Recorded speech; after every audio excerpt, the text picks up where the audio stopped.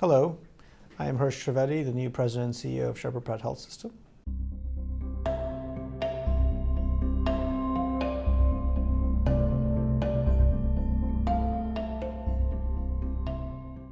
So I joined Vanderbilt in 2010. I was recruited at that time to come to Vanderbilt at a time where the psychiatric hospital there was failing. What I mean by failing is I inherited a shop where we had patient satisfaction scores in the second percentile. We had difficulty providing what was the Vanderbilt level of care. We also had about half the hospital that was staying empty. And we had challenges in terms of how we dealt with the community or worked with the community. And over the course of the next 3 years, we engaged, due to the leadership of senior leaders of Vanderbilt, in renovating every single square inch of the hospital, re-engaging the community, building what were a very strong network of associations with patients, families, providers, and then doing things to really improve the quality of care. And so within the first 3 years, we went from being in the second percentile for patient satisfaction to being above 90th percentile and actually achieving top performer status for our 3 of our units. In that time, after really helping to get the hospital to a new place, there was a very big focus on what were we going to do to solve the issues that relate to population health. And so I basically worked with our health affiliated network in terms of thinking about what was our population health strategy for meeting behavioral health needs across the state. And so we were thinking about how do we provide access to the right folks at the right space, closer to home, right level of care, and at the time that they needed it, which is really one of the most difficult things in healthcare across the country. What excited me about the opportunity at Shepherd Pratt was really the long history of providing compassionate, respectful care, but also doing things that have never been done before.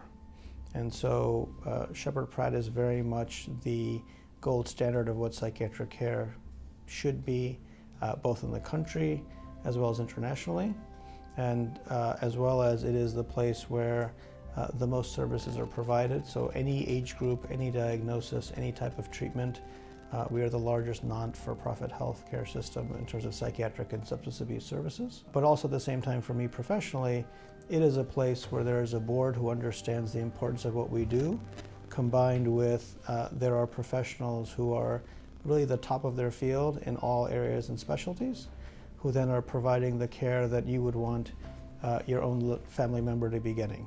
And so if it was your loved one that needed care, in my mind, there's no other place I would send them but Shepherd Pratt. And so as I come here, what I'm inheriting is really an organization that did things like many, many years ago, Dorothea Dix was involved in what we do and really kind of framed what should be compassionate care for patients with mental illness. We are an organization where occupational therapy as a field first got started.